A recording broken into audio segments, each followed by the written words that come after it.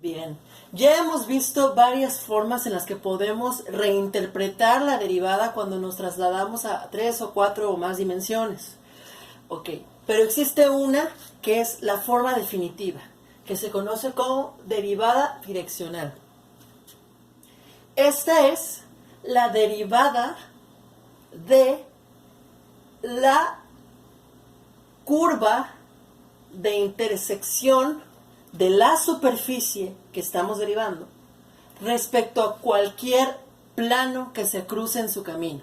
Supongamos, aquí tengo una hoja, esta hoja va a ser mi superficie, le voy a poner aquí un poco de forma. Y entonces, ¿qué pasa? Si yo, por ejemplo, intersecto un plano aquí, se va a marcar esta forma que está ahí. Bueno, de esa curva podemos sacar la derivada en cualquier punto.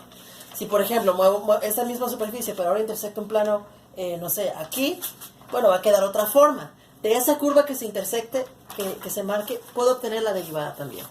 La derivada direccional, entonces, es la derivada sobre un plano que se ubique en la dirección que yo quiera. No específicamente en X y en Y, como lo era la derivada parcial, sino sobre cualquier plano del espacio, en cualquier dirección. Ok. Esta dirección va a estar dada por un vector director. Este vector director va a tener coordenadas en X y Y, o en X, Y y Z, dependiendo de cuántas dimensiones tengamos.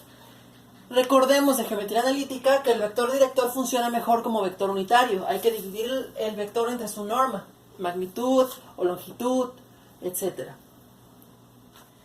Otra forma es utilizar la forma trigonométrica. Recuerden que era la componente en X es igual a la norma del vector por coseno de teta más y la componente en Y es la norma del vector por seno de teta, pero como es un vector unitario el que queremos, su norma va a ser 1, su longitud es de 1 y por lo tanto solo me quedo con coseno y con seno. Pueden ver los videos de la lista de reproducción de geometría analítica para mayor información. Entonces, cualquier punto en X, si tomamos este vector director como vector de una recta específica sobre la cual estemos derivando en el espacio, o sea, puede ser en cualquier dirección del espacio va a haber una recta, puede ser esta, hacia adelante, hacia atrás, donde queramos, y sobre esa vamos a encontrar la derivada, ya no sobre el eje X o el eje Y, respecto a esa recta. Ok, entonces recordemos que el vector director tiene un punto en el que vamos a tomar como origen o desde el cual vamos a derivar en ese punto para evaluar, y cualquier otro punto sobre esa recta o sobre la superficie que estamos evaluando estaría dada por el punto inicial más este vector o un número de veces este vector, esta componente. Este es el parámetro, recuerden la forma paramétrica de la recta. Bueno, entonces sería t por coseno de teta porque es un vector unitario y t por seno de teta por ser un vector unitario. Ok. Si de aquí despejamos el intervalo, el diferencial entre el punto y el punto inicial, x menos x0 y y menos y0, sería AP0, bueno, me da la componente en x y la componente en y por el parámetro del vector no unitario, t por coseno de teta y t por seno de teta. Perfecto. Ahora, si yo quiero obtener entonces la longitud de esa distancia que hay entre cualquier punto y el punto inicial, el punto donde estamos evaluando, sería con la regla de distancia entre dos puntos. X menos x0 al cuadrado más y menos y0 al cuadrado y obtengo la raíz. Si sustituimos lo que vale esta diferencia, t coseno de teta al cuadrado más t seno de teta al cuadrado. Entonces, si simplifico, aquí me queda t cuadrada por seno de teta cuadrado más coseno de teta al cuadrado. Sabemos que seno cuadrado más coseno cuadrado es 1 y que si le sacamos raíz a t cuadrada nos queda t en valor absoluto.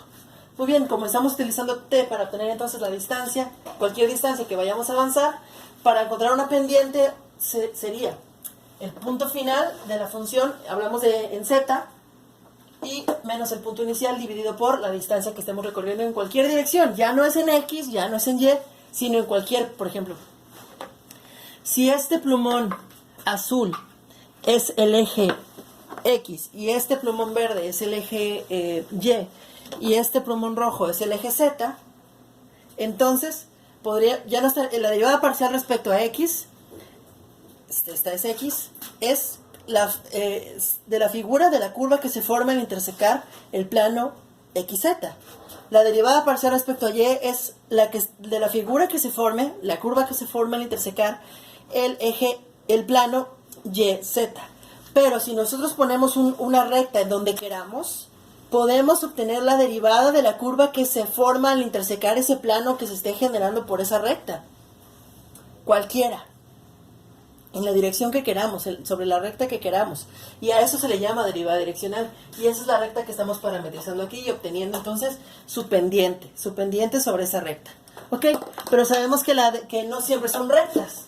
La derivada entonces es una aproximación de una pendiente pero en un punto específico. Para ello lo que hay que hacer entonces es lo siguiente.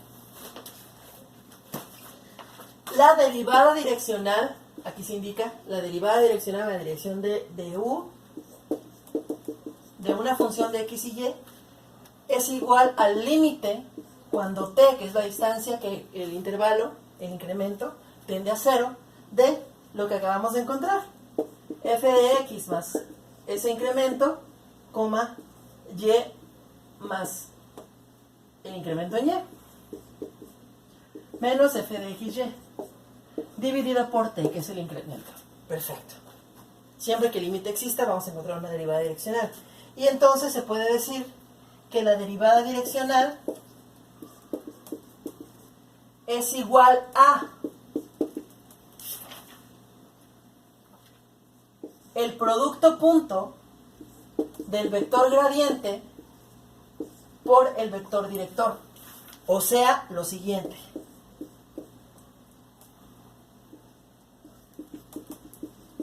Si el vector gradiente incluye las dos funciones por las derivadas parciales, entonces sería, tomemos el vector gradiente, que es f de x, f de y, para una función de dos variables, y por el producto punto por el vector unitario, que es coseno de teta y seno de teta.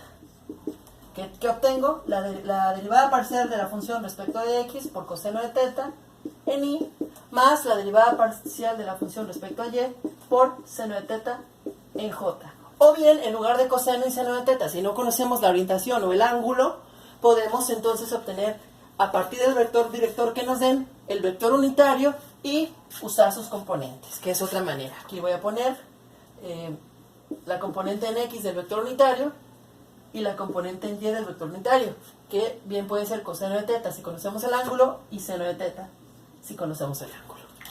Así es como podemos encontrar entonces la derivada en cualquier dirección que nosotros queramos de una superficie. Vamos a hacer ejemplos.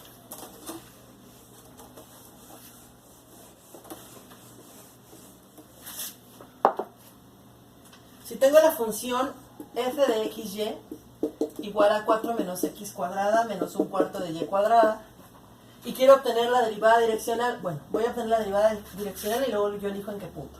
Pero en la dirección de el vector que tiene como ángulo pi tercios en el eje x, que en esa dirección, bueno, que voy a obtener el vector unitario, que estaría dado por coseno de pi tercios en i más seno de pi tercios en j. ¿Ok? Hay que obtener esos valores. Coseno de pi tercios es un medio, y seno de pi tercios es raíz de 3 sobre 2 en j. Perfecto. Ya conocemos el vector unitario. ¿Qué vamos a hacer ahora? Encontrar el gradiente. El gradiente de esa función sería menos 2x en y más menos un medio de y en j. Ya recuerden cómo encontrar el gradiente del video pasado.